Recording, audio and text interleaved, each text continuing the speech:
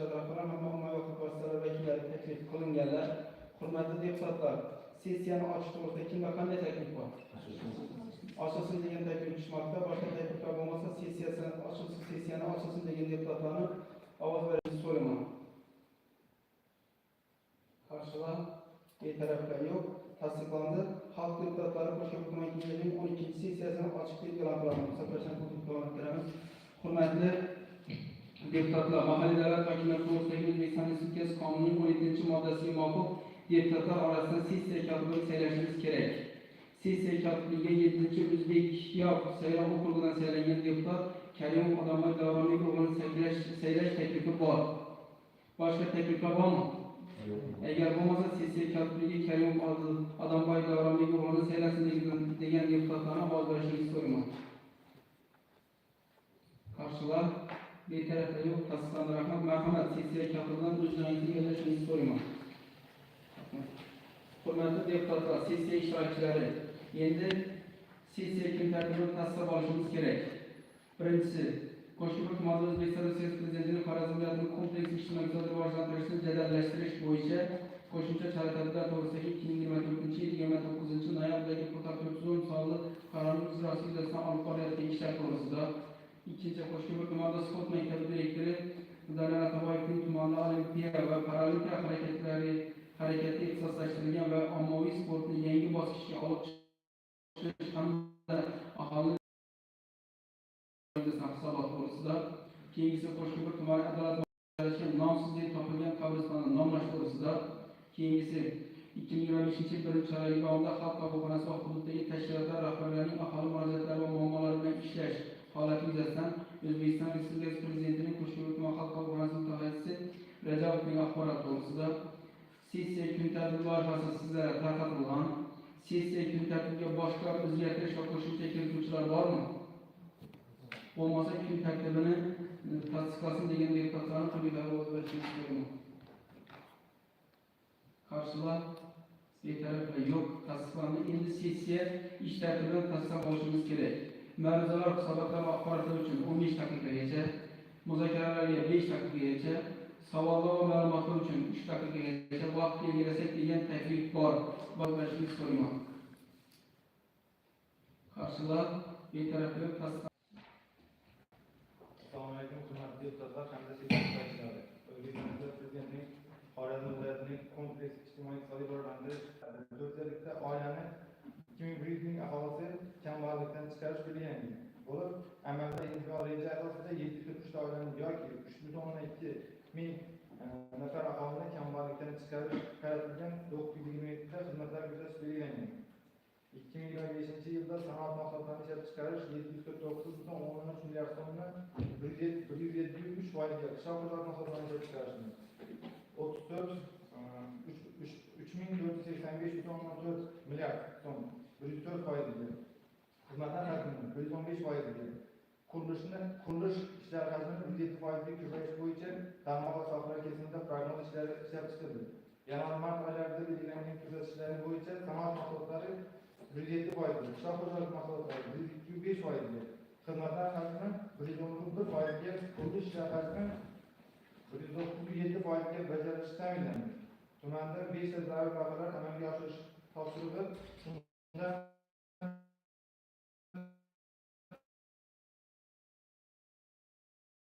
xizmat ko'rsatish loyihalari amalga oshirish belgilab olindi.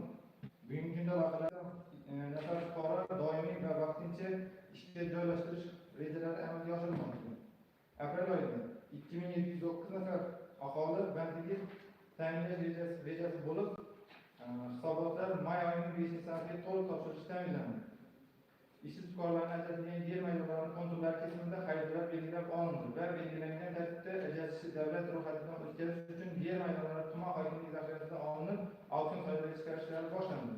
2025-yilda tumanda aholi bandligini ta'minlash mahalla doiralaridan kelib chiqqan holda moliyaviy paketlarni ajratish borasida ko'zda tutilgan bo'lib, har bir oila tadbirkor bo'yicha 67,15 milliard so'm va 3 milliard so'm xususiy ammonlar ajratildi.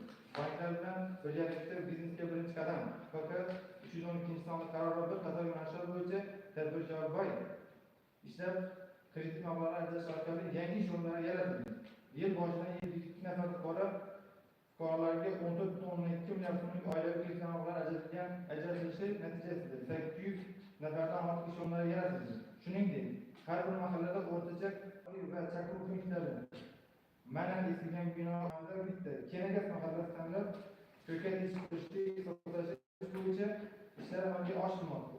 Tumanda qarorning 12-bandiga muvofiq sanoat xizmat ko'rsatish va savdo obyektlarini tashkil qilish uchun 350 lot bo'lingan holda 15 gektar yer maydonlari avtonom bozorlarga chiqarish rejalashtirilgan bo'lib, amalda 5 gektar yer maydonlari 94 ta lotda 2396 million so'mga sotildi.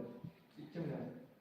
Qo'shko'pir tumani byudjeti tashqari pensiya jamg'armasi binosidagi bino joylashgan 2 qavatli ma'muriy binosi, 2-chi qavatli kirish qismidan birgalikda O'zbekiston mahalliy uyushmasi Qo'shko'pir tuman bo'limi binosiga o'tkazish bo'yicha da'vatnoma tuzilib, kadastr hujjatlari ishlanmoqda. Tumanning Xonobod mahallasida Sog'liqni saqlash vazirligi binosida bo'lgan buzilib ketgan Xonobod ko'pi yer maydonlari tuman hokimligi zaxirasiga qaytarib, xususiy klinika tashkil qilish sharti bilan auksion savdolariga 14-aprelda kuni sotildi. O'zbekiston Respublikasi Vazirlar Mahkamasining O'zbekiston-Xitoy texnoparki maxsus sanoat zonasi faoliyatini tashkil etish qaror loyihasi tayyorlanib, tegishli vazirliklarga kelish uchun Adliya vazirligiga kiritildi. Qo'shko'pir dehqon bozori MChJ ustav fondining 51% davlat ulushini jamiyatga tegishli. Qo'shko'pir tuman Chamazor muhitida Al-Birruniy ko'chasining 25 bo'yida va Madaniyat mahallasining Mustaqillik ko'chasi 19-uyda vazirda joylashgan bino inshootlar negizida jamiyatning faoliyat turini saqlab qolgan holda loyiha konsepsiyasining asosiy zamonaviy eko-bozor, savdo maishiy xizmat ko'rsatish, avtoturargoh bilan hamda ko'ngilochar majmua barpo etish sharti bilan sotish bo'yicha davlat aktivlari bilan kelishilgan holda belgilangan tartibda auksion savdolariga chiqarish choralari ko'rilmoqda. Qadrli deputatlar, sessiya ishtirokchilari, yuqoridagi vazifalarni o'zidan bajarib qolmaydi. Avvalambor o'zim, o'rinbosarlar hamda tashkilot rahbarlari va albatta siz faollar bilan birgalikda qat'iy intizom bilan tizimli ish tashkil qilsak, natijaga erishamiz. Marhamat, mavzuga savollar bormi? Marhamat. Hozir shu sanoat o'tkazdik, keyin shu jarayonda degan 6-7 punktlardan muddat qachoncha qaror bo'yicha qarorda har qanday muddat belgilab ko'rsatilgan. Ammo shu muddatlarni qilish uchun ishlar boshlanadi. Keyin 6 punkt bo'yicha bajarildi, ta'minlanadi degan yillardan. Lojxona shu keyingi sessiyalarga shuni aytganlar. Biz shaklidagi yo'lni. Juda to'g'ri. Qilinmadi. Og'zaki boshqa narsadan ko'rib qaror ijrosi prezident rasmiy bilan görüşümüz shart o'zgardi. Ish ko'ramiz, so'ng protokollarni qo'yamiz. Hamda sonli jarayonlarda ya'ni katta ko'pchilikni 2 va 5-chi o'zimni obyektiv subyektiv sababli o'rgandim muddati. Ammo yerda bosib yaragan yerlarni shuncha ish olmasa qo'yadi. masalan yordam kerak bo'lgan bo'lmasa deputatlar so'rovini yig'ishimiz kerak, boshqa qilishimiz kerak. Bozorga yaptı, ikkanam, buni hamma narsasi. Bozorni ko'rganimizda hozir ko'rib turibmiz, bozordan bundan 8 oy oldin ko'raylik. Qayerga chopib qo'ymagan. Halilar buni qarzdorlikda bir narsani chiqsa, ikkinchi narsa chiqib turibdi, uni ham tezlashtirishimiz kerak. Mudofaa. Tadbirkorlar tayyor bo'lsa, chiqqan bo'lsa, egasi ma'lum bo'lsa, viloyatning qarori chiqqan bo'lsa, yaratish bo'yicha. Nechun hozir ishni boshlamaydi? Nega to'xtatdi? Hozir yashilda bu to'g'ri hisoblarning faqat 5 qo'shib dehqon bozori bo'yicha konsepsiya loyihasini ishlab ko'rsatib ko'ribmiz. Konsepsiyasidan keyin etap-etap ishlab konsepsiyadan keyin qayta foydalanishni birinchi bo'lib turib 49 foydalanuvchilarga taklif qilmoqda. Ana keyin bu quraman bo'lsa turadi, bundan bo'lsa boshqa zamonga marhamat, kimga savol bor edi? Birinchi masala menda 25,600 ish o'rnida, ya'ni 29,000 ish o'rnini biz yaratamiz. Tushunadi. Kechada bu berilgan moliyaviy resurslar, ya'ni kecha ko'rdik ham hisobotlarda. Bir yilda bu yil 2025-yilning o'zida 568 milliard so'm moliyaviy resurs berilgan. Qo'shimcha to'g'ri. 568 milliard. Az narsa emasmi? Nechun 29,000 ish o'rnini olmasligimiz kerak? Nechun olib buni mahallaning yeddiligi bilan joyini tushirgan bo'lsa, joyini qiladigan bo'lsa, egasiga qaradigan bo'lsa, 410 milliard so'm kredit beriladi. Qaysi zamon og'ir mahallaga birgina Amurkun mahallasidan 1,700 million so'm pul beriladi. Betoni bilan nasibini. Shu yerda 321 gektar aholini hamarasi yaxshilandimi? Daromadi oshami? Böyle 2-3 yıldan beri ekilmediğinden yerlere su barışı yaşlandı ama dekansılık kılıp başladı. Bakın şimdi ekilmediğinden yer. Nerede var bir nerede var da ne nasıl olsun? Buldu mu? Su yaşlandı, dekansılık kılıp başladı. Ödümünüz belki var mı? Derene başladı da. Ağır mahallelere, 5 mahallelerin işi, 6 mahallelerin işi, 12 milyar toplu verdi. Yine Eref'te birden senden gelip toplantısı bile. Yine az ortamda. Sen 207 kilometre ne bulduk? Bir dolaştırmış bulduk. Şöyle milyar ziyade kan adam var böyle. Suyu yaşlandı mı? Derler şöyle dekantılı tam arkasına iki dekan fırlatıp 20 meydanına ekip olamam. 29 bin iş organının protokol yazısı var. 29 bin iş organının mahalleler kesiminde verilgen maliyevi resurslar. Hemmesi, her böyle tadbirkar, biznesçi, birinci kadam, hemmesi. Biznes, hemmesi böyle 312 boyunca verilgen 567 milyar maliyevi resurs, az resurs emas bu. Az resurs emas bu. Her ağır mahalleye ne verildi? Driver bayrağı diye. Kaysında da var, driver bayrağı hakkında yani mesela bize düşünsem görünemez mi? Bulduk yine, bir şöyle 15-20 iş organı bir kişiler, köşesine esfeldenece şarayet yaratıp driver bayrağı hakkı verdik devletimiz. Devletimiz rahmetli şartı sulamak tuttanız. 29 bin iş organı kayıttan alıp böylesine. İkinci mesele, silikon zavod alınlarına şu anda satıldı, girdi. İleride boldu. Lekin muazzam ayaklandırıcımız çıkarıp kanımın ne olmaması var? Tedbirkar var. Ben 3-4 metre yaklaştım ben. Tamoşina tuttular, tamoşina geldi, gözleri. Lekin nerede ne olmamayla kıyafetler? Maliyevi taraftan ben, kreditten ben, ona gelen her gün yaklaştım. Ben ötsemem, kaysam oynamışım. Durup yere çatta büyüktü. 7 hektar joy var. İyi ki bizlere görüşümüz gerek. Belki idare teşkilatı merkezde. Merkezde yine misal için iktisat oturttu, kent hızlanede. Misal için ana ekolojiye, o imkanattan mesela Yeni Özbekistan'a güç ederiz var. Yeni Özbekistan masif var, yerimiz var, hem infrastruktura var. Merkezde içinde, misal için tedbirkarları boşaltıp versek, öden içeride oladı. Şöyle misal için kılsak yine, kent tiyatromuzda çırayla nerse kırıp başladık yine. Ötken sabah 80'de gelip çıktık, başladık yine şu kılarışıyor. Yanından şu içeride 2 etajlı tedbirkar sıkışım ekliyorlar. Ne için şunun doğrusuna misal için maliyeden çalamadık fazla. Şunu çekiyoruz. Maliyeden öldür, pensiyer kardan şu işte çalıştırıyorlar. 15 adam. 15 adam, 20 adam. Neçe, teritoriyası neçe? Teritoriyası Azerbaycan'da. Teritoriyası var mı? 12 sotik teritoriyası var. 12 sotik. Arkalarından tuttu. Niçin şuna misal için tedbirkarların önünü kadar akşam yine şehir sağlıklı, transgaz dahil oluyor. Hemen geçtiğimizde. Kepket kızlarına. Bu mümkün mü? Her birisi bir kanada otursa ya başka tedbirkarlar arasıklar mı? Yaşadığı bu için mahallede bendeki dünyalarına tedbirkarlar kızıştırılır. Niçin Galaşı derlerde tedbirkarlar kızıştırılır değil mi? Zaten bendik. Bendikten çalmışım. 12 adam şimdi. 12 adam. 2 tane kent kızlarına. Arkalar ama. Misal için düşün şöyle misal için tedbirkarın sürekline versek şöyle 200 iş onu yaratasın da şikayetlerini versek. 200 iş onu bulalım, 200 adam şöyle ben bulalım. Kılsa bulalım. Yani merkezin içinde kim şeyleri teşkilatlar. Hem mesela kampak niyeti, çırayla yapıp neye yiyemiz bir sana köç etsek. Kente köçeldiğine hizmet maşını var. Hemmesi var, şeraiti var, sivit, gaz, hemen desek olsa, yengüz bir insan olsa, köçe olduğunu kimse gerek olsa merkezin yengüz bir insanlar dolanma şeraiti. Ona alıp çıkıp, ona 29 bin kişi onunla Allah'ın kadar satılarını başlasa. Ki Hanabat'taki paraniyeti alanlarını, ona müddetine anıp bilgiler, seti bıraklarına koyup, Bedamaz'ın kendi 30 tane kişi var, bu paraniyeti Hanabat'ta. Çünkü teşebbüsler aldı, aksiyonda aldı, kılamam dedi. Ben akşam 10 yetersin bu tedbirkarlığı kıldım. Buna seti bıraklarına anıp bilgiler koyuyor şimdi seyir müddetin. Tez müddettir. Merhamet, kimde sağ ola var yine? Merhamet. Yangi müdafaa bölümüne binaz kurulur dediği hakikaten soru kısım var. Kayıtları kadar hücretler böyle yapıldığı söylüyor. Orada kayıda bir yana de. Yeni Özbekistan'da mahalle binasının yan başında oraya takım macerası karar çıktı. Yeri orada. Yeni Özbekistan'da. Yavruda. Sputnik'te. Yeni Özbekistan donları biraz fazla Yeni Özbekistan masifimiz. Şöyle yan şöyle taze mahalle binası kuruldu. Mahalle binasının yan başında şurada 20 sotik çay yazar. 20 sotik. Kette cahil hem müessesinin içinde klasları bilen hem müessesinden acıladı. Rahmet. Merhamet. Bizim de teşekkür ederim. Şuna protokola koşasın. Merhamet. Məruzəşə başqa suallar varmı?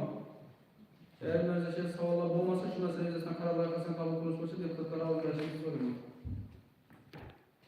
Qarshilar yetarli. Pastdan rahmat o'tiring. Keyingi masala yuzasidan marhamat Atabay.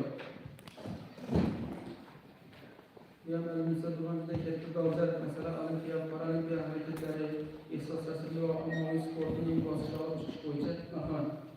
Assalomu alaykum, hurmatli deputatlar, sessiyaga qatnashchilari.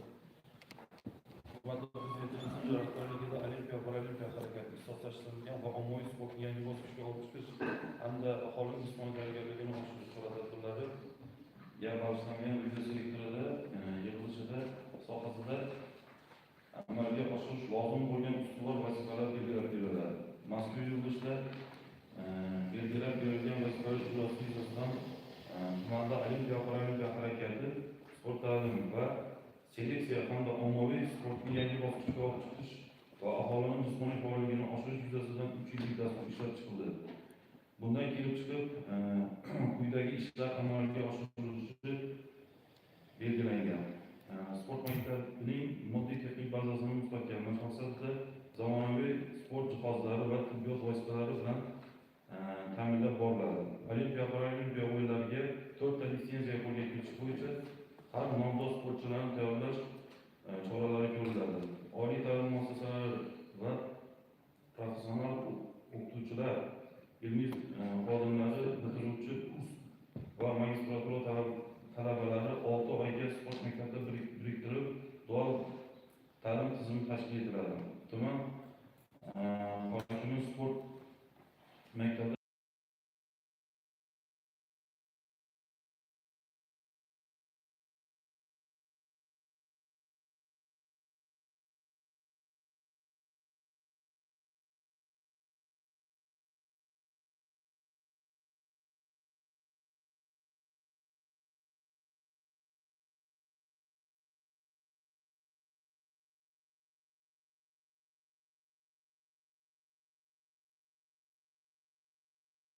birgalikda respublika hududiy o'quv yili mashg'ulotlarida ishtirokini ta'minladi.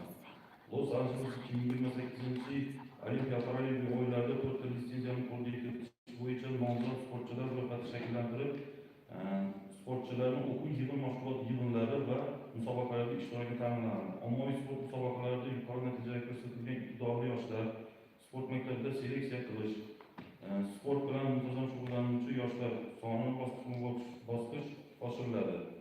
Sportchilarning mashg'ulotini davomatini Facebook tizimi orqali yuritilishi to'liq yo'lga qo'yilib, davomat ko'rsatishi yaxshilanadi. Har 10 ta mahallada bitta sport klublari faoliyati yo'lga qo'yiladi. Tumandagi 56 ta umumta'lim maktablarida yakka kurash va jamoaviy olimpiya sport turlari bo'yicha kamida bittadan to'garak tashkil qilinib, iqtidorli yoshlar seleksiya qilinadi.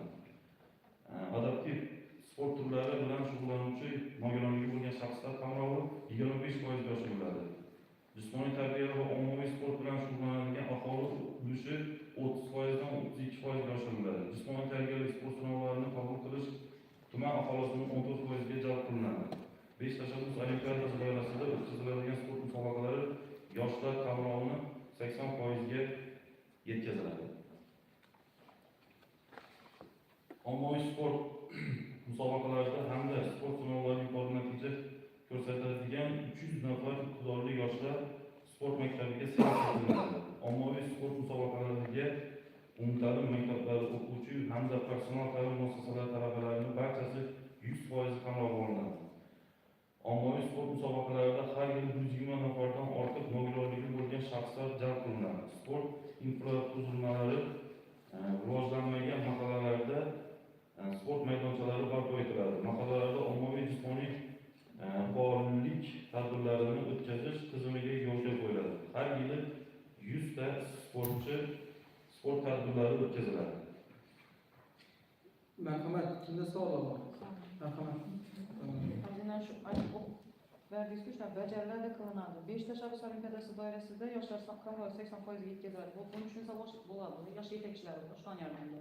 Endi aholini jismoniy tarbiyaga jalb qilish 32%, 35% Nishadga 30 erishgaksiz. 32%. 32%dan 35%gacha ketadi. Bayrilgan. Beşiktaş Rus Olimpiyadasında Kamarov. Yo, 5 tashabbus bu tushunarli buni. Yoshlardan foydalansa, yetakchilardan to'g'rimi? Men uyushmaga aholi nazarda tutibman.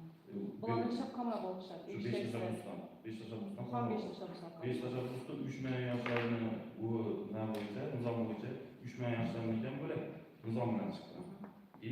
Mektep yaştakilerken böyle baskışma baskış koyulardı. Az mekteplerine geldi, Beşiktaş'ta Rus Olimpiyadası başlanmadı. Fakat sayık olan 3 milyon yaşlarındaki Nesli Beşiktaş'ta Rus Olimpiyadası müsabakalarda bu 5 başlısı.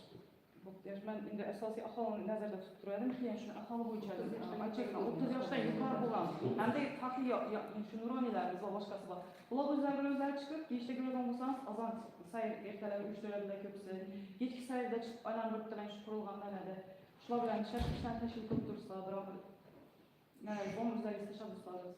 Özlerimiz teşebbüsü, bizler özlerimiz bu doğrusunda işimize tasdik koyduk. Bu boyunca müsabakalarını teşkil edip bulan kanalına alışını rejelerselganimiz hazırda. Özlerimizin rejemiz var. O'sha gap bo'lib turibdilar. Shuni rejamiz shuni qilish kerakmiz. Konkretli bo'lishda mahallaning yetiligi bor. Mahallada shuncha boshchi bor, nuroniylarimiz bor. Hammasi aniq belgilangandan. O'zlarimizning gullari ham bor. Sport gullari bor. Misol uchun bo'lish kerak. Aniq reja aniq qo'yish kerak. Misol uchun shu 30%dan 35%gacha uyushmagan aholi chiqadi. Bu ulushi 5215 tane bo'ladi. 5215 tanani 50 mahallaga bo'lish kerak. Misol uchun uyda turma. Ben aniq bilamanlar, shu misol uchun nuroniylar bizga chiqadi. Avval 10 mol berdi bo'lsa, hozir 30 mol berdi bo'ladi. Men yana shu mahallada piyoda borib piyoda yasam hozirda ko'paygan. Bu o'z-o'zidan bo'lmadi, bir-birini tortib keladi nuroniylar. Xuddi uyushmagan yoshlar uchun. Mahalla raisi ham shunday. Azon bilan turib, qo'zg'alib chiqib, aholilar ozgina sportda, azon bilan yursa shunchalik tartibor, yo'l, sharoit qilgan shunchalik narsa bo'ladi, shularga bir umr foydalansa bo'ladi. Aniq reja qilish kerak. Mahallaning yetilligini aniq o'lcharish kerak. Balki o'zi xotin-qizlar, mahallaning xotin-qizlar o'zining narsani vazifasi doirasida xotin-qizlar bor uyushmagan. Bilaman masalan, kim odam bilan yuradi, kim yurmaydi, kim chiqadi, kim chiqmaydi, kim shug'ullanadi. Mahalla raisi ham biladi. Hokimiyat ham biladi kerak bo'lsa. Hammasi ijtimoiy xodimlar ham biladi hammasi. Nogironlar bu shaxslar boshqalar imkoniyati borlar chiqadi-ku. Yomon qilma bo'lsa bo'ladi. Shuning uchun faqat bir kamolat pul yetakchilardan chiqib bo'lmaydi. Shunchadan aniq reja qo'yadi, aniq reja bilan qaror loyihasini shuncha tuziladi. Aniq mahallada kesimda bo'lib beradi, mahallaning yetiligi, bular kerak bo'lsa borib sizlar o'zlaringiz shunchalik bilmalaringiz bor, shunchalik nalar bor, bularni omon jalb qilish kerak. Shuning uchun oddiylar, $1 $1 bor. Oddiy mashqlari bor, misol uchun borib maktabda bir mahallada hamma mahallamizda maktabimiz bo'lsa, maktabda sport zali bo'lsa, shunda yigit bir soat yarim soat o'qishni qilib, har bir azonda shunday bir sigara bersa, misol uchun bir kun bu mahallada yetim mahallada bir 3 kun 4 kun qiynalsa, keyingi kun o'zlari keladi.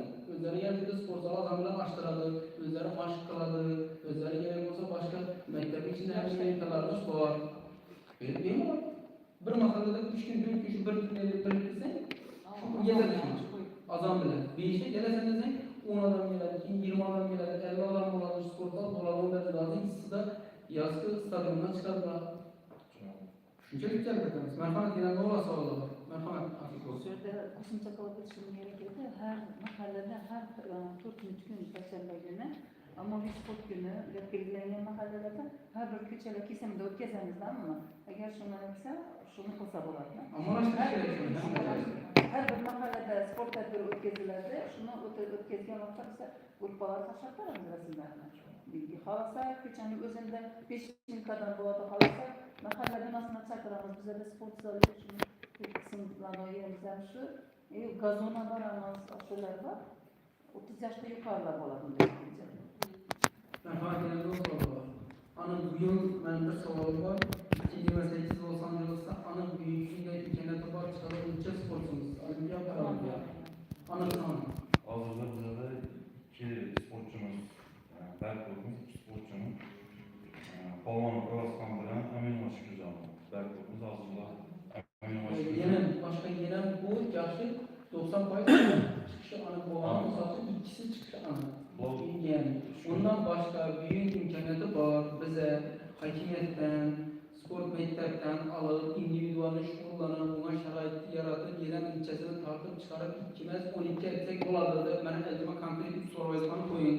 Imoy ilchasi oqlariga, imoy sharoit qilalim, imoy alohida tilni bildiraylik, buni tashkil etib bir oy Bo'stonliqda tog'da telefoni ko'krak qafasiga yengaysan, mana sportda uning o'rni bor. Shuning degan masalalar aniq bo'lsa, yana biza 2 emas 12 odamni bu yil Paralimpiya va Olimpiya nimalarni musobaqalarga qatnashtirish imkoniyati bo'ladi degan aniq necha odam bo'ladi. Aniq, buni qaror loyihasini yetkazasizlar, biz aniq belgilaymiz. Lekin hozir bu chiqqan, undan tashqari oldimizda 20 ta tayyorlab qo'yilgan sportchilarimiz bor. Buni ham yana yetkazasizlar, buni avvaldan o'tgan safar ham ko'rdik. Aniq masalalar yana. Biz hozir 2025-yilda 26 ta medalni qo'lga kiritganmiz. 26. 8 tasi o'zbek jang san'atida Osiyo chempionatida faxrli o'rinlar keldi. Imkon bormi? Keyin 10 bo'ladi. Keyin boks yaqinda Iordaniyada bo'lib o'tgan boks bo'yicha Osiyo chempionatida Sharif Avrorbek faxrli 2-o'rinlar keldi. Unda imkoniyat bormi? Unda imkoniyat 11 bo'lgan. Shular bilan olib individual shug'ullanish joiz qolishi. Adaptiv sport turlaridan 3 tasi respublika chempionatida faxrli 2-o'rin oldi. Unda bor. Paralimpiya. O'zida 15 odam bo'lgan. 15 odam bilan individual shug'ullanib, imkoniyati bor, sharoitni qiladi bo'lsa, bemalol olimpiada jalbida qatnashtiramiz. Marhamat, sizda savol bormi? Savol bo'lmasa, masala yuzasidan qaror loyihasini qabul qilish uchun to'xtatib qo'yiladi. 405. qaror bo'yicha shu bu kambag'al oilalar bolalarini hisob-kitobini qilib oldik-da. Ularga biza sport imkoniyatlar bilan ta'minlashimiz kerak. Keyingi boshqa endi bu teatr sizlar bilan o'tkazadigan joylarni belgilab oldik. Lekin shu hali yurmay shuna bir ahamiyat berib, shuni bari ular esa boshqacharoq qaramasak bo'lmaydi endi kambag'al oilalar. Shuni bir yaxshilab yo'lab qo'yib olaylik. Yedi oila o bekliyor. Doğru. Rahmet yardımcı da çoğalı. Olmazsa karavalakasını kaslaşını koymak. Karşılar yeterli kaslar rahmet olsun. İkinci mesele üzerinde rahmet işten var. Nam oldu hem mesele görüldüler. Rahmet sayısı kalırsan orada var vereniz. Assalomu alaykum, sessiya qatnashchilari, hurmatli deputatlar. Tumanda jami 1823 ta geografik obyekt mavjud bo'lib, shundan 6 tasi shaharcha, 36 tasi aholi punkti, 12 tasi qishloq, 50 ta mahalla, 1655 ta ko'cha, 1 ta istirohat bog'i va 60 ta qabristondir. O'zbekiston Respublikasining 2012-yil 16 oktyabrdagi geografik obyektlarning nomlari to'g'risidagi qonunning 10-moddasi hamda geografik obyektlarning nomlari sohasidagi ishlarni tartibga solish chora-tadbirlari to'g'risidagi 295-son qarori ijrosini ta'minlash maqsadida tumanda geografik obyektlarning nomlarini davlat reyestriga kiritish bo'yicha tizimli ishlar amalga oshirilmoqda. Shu jumladan tumanda mavjud 62 ta qabriston uchun ekspertiza xulosalari olingan bo'lib va bu asosda xalq deputatlari tuman kengashi qarori tasdiqlanib, ularning nomlari davlat reyestriga kiritildi. Biroq Adolat mahallasida joylashgan hozirgacha xalq nomi bilan Chulchul bobo deb atalib kelinayotgan qabriston nomi reyestrda mavjud bo'lmaganligi sababli ekspertiza xulosasi olish uchun taqdim etilganda bu nom nomuvofiq deb topilib rad etilgan edi. Shu munosabat bilan Adolat mahallasi bir guruh faollari iltimosnomasiga hamda geografik obyektlarni nomlash va qayta nomlash masalalari bo'yicha viloyat komissiyasining 2025-yil 7-martdagi murojaatnomasiga asosan ushbu qabristonga Xudoybergan bobo nomini berish taklifi Respublika toponomika komissiyasidan ko'rib chiqilib, ijobiy ekspertiza xulosasi olingan. Hozirda ushbu qabriston bo'yicha qaror loyihasi tayyorlanib, xalq muhokamasiga taqdim etilgan hamda adliya bo'limidan ekspertiza xulosasi olish uchun regulation portaliga joylashtirilgan. Shu sababli qabriston nomini davlat reyestriga kiritish uchun xalq deputatlari tuman kengashining qarori tasdiqlanishi zarurligini ma'lum qiladi. Marhamat, kimda savol bor? Kimda davlatdan saylangan deputatimiz kimadi? Siz buyurgan bo'lmasangiz bor. Holat buyurib o'zingizdan bilasiz. Holat buyurgan mesela xalq faollari chiqdi, taklif berdi, ekspertizalar o'tdi, respublikadan. Endi baribir adamlarning hazrat turku tasdiqlab berish kerakda. Odamlar bilan suhbatlashganda har xil bir fikrlarni bildirib turibdilarda. Buni keyingiga qoldirsa bo'lmaydimi? Ya hamma narsa bitgan bo'lsa bu mahalla raisi bilan gaplashdik. Shu yerda qabristonda kelgan mahalla qorovulmi kim? Ana shu odam bilan ham suhbatlashdik. O'zi beri Chulchul bobo deb nomlangan Chulchul laqabli odamlar odamlar qo'yilgan ekanda asosiy yerda kichkina qabriston o'zi. Keyin bu nom nomofda qaytib kelgandan keyin Xudak bobo degan odam bo'lgan ekan. Xudak boboni bir mashhurroq odam ekan mahallada. Faol bir odam ekan. Uning qabristoni shu yerda joylashgan ekan. Shuni qo'yamizmi deb berdik, lekin yo'q, bu nom resmiyga bilan gaplashganimizda bu nomuvofiq dedilar u nomni. Keyin Xudoy bergan bobo deb Xudayga uzoqtirib nima qildik? Taqdim etdik, ular bilan maslahatlashgan qoldi. O'zlarimiz berganimiz yo'q. o'zlaringiz bilmayotganingiz yaxshi. Mahallaning bayonnomasi bor. Buncha odamon qo'yilmaydi bu yerdan, lekin baribir qabristonni nomlanmagan. Rejestraga kelish kerak. Mana qo'shimcha qo'shsam bo'ladimi? Qo'shimcha qo'shsam bo'ladimi? Nima so'rasam aytib Mana shu hududda yaxlilab qo'ygan uchun qo'shimcha qo'shib berganlar shunda. Endi u qabristonda haqiqatdan ham dumon bir qabr ko'p emas, lekin abadalashtirgan haqiqatdan shu oila abadalashtirishni o'zlari qilganini qildi. Lekin hozirgi kunda uni biz hozir Nav bobo dedingizmi? Xudoy bergan bobo endi hamma narsa qaror qabul qilib qo'yganmiz, haqiqatdan ham ustozlar aytganidek bizlar ham ma'qul, lekin agar qabul qilinish o'zgartirish darajasi bo'ladigan bo'lsa, meni bu shaxsiy fikrim, yana kim chiqar edi. Endi u Xudoy bergan narsa shuna jonli girishib shu qabristonni obod etib ishlab turibdi. Lekin bir yillardan keyin, yana bir necha yillardan keyin shu Xudoy bergan bobo avliyo degan fikr ham bo'lishi mumkin bu yosh avlodda. Meni bu fikrim. Ertangi kunda odam bu darajadagi odam emas edi lekin. Oddiy bir odam edi. Yana balkim bir yaxshiroq narsalar chiqib qolishi mumkin deb. Qabristonlarni uzr, yana gapingiz bilan qabristonlarni reyestrga kiritish bo'yicha bizlarda resmiylikdan muddat belgilab qo'ydilar. Shu muddat o'tib ketayotgan. Shuning uchun ularni reyestrga kiritishimiz kerak. Bizlar boshqa nomlar ham berib ko'rdik. Bu qabriston nomi 4-marta qaytib kelishi. Diniy ta'limotda bor, shu dindan kuchli odamlar ham ishga o'tyapti bezaklar. Ertangi bir kun xalqni bir norozichilik chiqib ketmasmi ekan shu Xudoy bergan atam qilamiz bo'lmasa. Yo'q, shuni qilish kerak, chunki Menda hozir yana boshqa taklif bo'lsa berish kerak ekan, unda siz shu yerda saylangan deputatsiz. Shuning bilan o'tkazib ham keldim. 3-4-marta qaytishni bilaman-da, har safar qo'l qo'yib beraman, qaytib keladi, har safar qo'l qo'yib beraman, qaytib keladi. Bo'lmasa olib borish kerak ekan, bitta faollar qaytadan yana bir yig'ilish kerak, imon olish kerak. O'tgan safar shu faollar bilan imom bilan degan narsa shu taklif. Men yeni protokollarni hamma narsasini ko'rdim. Yo'q, to'g'ri, lekin manzuram to'g'ri aytib turibdi-ku, men andishib qaytmaydiverdim-da. Bir marta ko'rish kerak shuni. Yaxshi. Mana yana bir ko'rishlar bilan yuzlashib qaytadan ko'rib Yaxshi, buni bo'ldi-da, aynan haqiqatda tuman tarmoqlarda ana shu xo'jam qilgan hududan o'zgartirilgan ustida ko'p yozishmalar bo'lyapti-da. Ertaga ko'ring, bank qo'yib ketgandan keyin bu yerda har xil guruhlar bor. Yaxshi. Qaytadan buni ko'rib chiqib, qaytadan yuzlab qarorlar qabul. Rahmat, o'tiring. Rahmat. Mana qaytadan ko'rib chiqamiz. Şimdi ishlar protokol shunday tuzilsa buni. Keyingi masala yuzasidan marhamat Reza.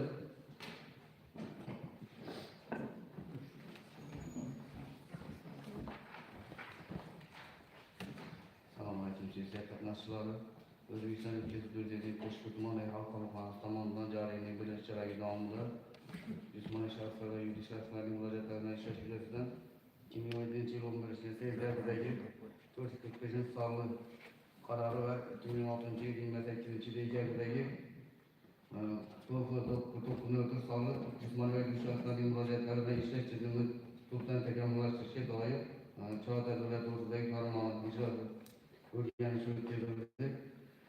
Hozirgi kunda joriy birinchi chelak davomida O'zbekiston Prezidentining virtual va xalq qabulxonasiga 674 ta murojaat kelib tushgan bo'lib, shundan 450 ta murojaatni qo'shma tumandagi tashkilotlar tomonidan ko'rib chiqilgan. 450 murojaatning 81 tasi, ya'ni 17% ijobiy hal qilingan. 178 tasi huquqiy ma'lumot berish orqali hal qilingan. 119 ta murojaatga tushuntirish berilgan. 73 ta murojaat jarayonda qolgan. kelib tushgan murojaatlarning 10tasi jamoaviy murojaat hisoblanib, jamoaviy murojaatlarda asosan elektr energiyasini yaxshilash, ish yo'llarini ta'minlash, ekin maydonlarini sug'orishda amaliy yordam so'rab murojaat qilingan. Kelib tushgan murojaatlarni xizmat tashkilotlari tomonidan ko'rib chiqilishda ijobiy darajada tahlil qilinganda Qo'shko'l tuman hokimligi 79 murojaatda 7tasini, Qo'shko'l tuman kambag'al qisqartirish va bandlik kengaytirish bo'limi 35 ta murojaatdan 3tasini, Qo'shko'l tuman prokuraturasi bo'limi 26 ta murojaatdan 6 tasini ijobiy hal qilgan. Shuningdek, Qo'shko'l tuman majburiy ijro bo'limiga kelib tushgan 39 ta murojaatdan 13 tasini ijobiy hal qilgan. Qo'shko'l tuman majburiy ijrosi tomonidan hozirgi kunda kelib tushgan murojaatlarni ijobiy hal qilish darajasi bugungi kunda ham sust qolmoqda. Sababi aliment bo'yicha kelib tushgan murojaatlarni joyiga chiqarilmasdan yoki boshqa bir holatlar bilan o'zlari majburiy ijro xodimlari o'zlari ishtirokida xodimlar birgalikda daraxtnoma tuzgan holda faqat tushuntirish bilan yopib qo'yishgan. Shuningdek, O'rtaqishloq mahallasida yashovchi qalandaronlarga qo'shni tomonidan qurilgan noqonuniy qurilmani yutish bo'yicha 2024 9-avgustda chiqarilgan sud qarori ijrosi ta'minlanmayotgani sababli virtual xalq qabulxonasiga 6 marta murojaat qilishga majbur bo'lgan. Birinchi yil boshida qish mavsumi davomida Jildon mahallasida yashovchi Madiyaqub Abishayevga gaz bosimi pastligi, gaz bosimini oshirishda amaliy yordam so'rab tuman gaz korxonasiga murojaat qilishga qaramasdan murojaati ijobiy bo'lmagan virtual xalq qabulxonasiga 10 dan ortiq murojaat qilishga majbur bo'lgan. O'zbekiston Respublikasi Prezidentining administratsiyasi topshirig'iga asosan birinchi chorak davomida tumandagi 2 ta tashkilotda murojaatlar bilan ishlash holati o'rganilganda, tuman gaz korxonasi bilan tuman elektr korxonasi murojaatlar bilan ishlash bo'limi o'rganilganda faqat virtual xalq qabulxonasi orqali kelib tushgan murojaatlarni ko'rib chiqilishi aniqlandi. Bevosita rahbarning o'zina fuqarolar tomonidan kelib tushgan murojaatlar o'rganilmasdan yoki daftarlarga kelib qilinmasdan o'z holida tashlab qo'yganligi aniqlandi. Buni natijasida adliya va prokuratura tarkibiga keltirib, xodimlarga qayta va ma'muriy javobgarlik nazarda kelib chiqildi. Hozirgi kunda Qo'shko'l tuman tashkilotlari tomonidan shunday holat bo'lib turibdi. Bitta murojaatni 35 kun, 40 kun yoki 45 kunga tartib olib turibdi. 45 kundan keyin faqat masalan misol sifatida oladigan bo'lsak, elektr energiyasi yaxshilash to'g'risida murojaat kelishda muddat 30 kunlik muddatni buzib, yana muddat so'rabdi. Muddat buzilishi tushmasin, administratsiya ro'yxatidan tushmasligi uchun muddat qo'shib qaytibmiz. Muddat qo'shgandan keyin 45 kundan keyin sizning hududingizda elektr energiyasini yaxshilash uchun 2025-yil 2-oylik bo'yicha yoki muddat 4-oylikda qilib qaramiz ham muddat javob xati beribdi. Bir murojaatga tushuntirish berish uchun 45 kun, 60 kunlik vaqt kesib turibdi. Uni elektr energiyasi bilan birgalikda gaplashib turibmiz. Keyin O'zbekiston Respublikasi Prezidentining 2004-yil 11-sentyabrda 45-son qarori bo'yicha qarorda 9-bandida har bir tashkilot rahbari haftada bir marta ziyorat qabul qilishi belgilangan. Tashkilot rahbari sifatida hozirgi kunda tuman tashkilotlaridan Qo'shko'l tuman majburiy ijro byurosi va tuman elektr ta'minoti bo'lim boshliqlari umuman birinchi tomonda ziyorat qabul o'tkazganligi sababli endi viloyat xalq qabulxonasidan birinchi yakuni bo'yicha qabulnoma kiritdik. Marhamat, ma'ruzashda savollar bormi? Yine şu müracaatlar bo'yicha ham ko'pincha sizlarda uchraydi shunday holatlardan. Ko'p eshitganman. Mavjud ko'proq bo'lgan. Bir odam masalan murojaat qiladi, noqonuniydan shuni. Noqonuniy. Umuman hal qilib bo'lmaydi. Qayta murojaat qiladi, bana yuguradi. Shunday odamlarga nisbatan sizlardan choralar bormi masalan? Ularga tushuntirishmi yo bo'lmasa bir yurist bilan gaplashishmi? Sıra to'xtamaydi ular bormi? Sıra to'xtamaydi ular. Noqonuniy. Murojaatda noto'g'ri. Murojaatda noto'g'ri.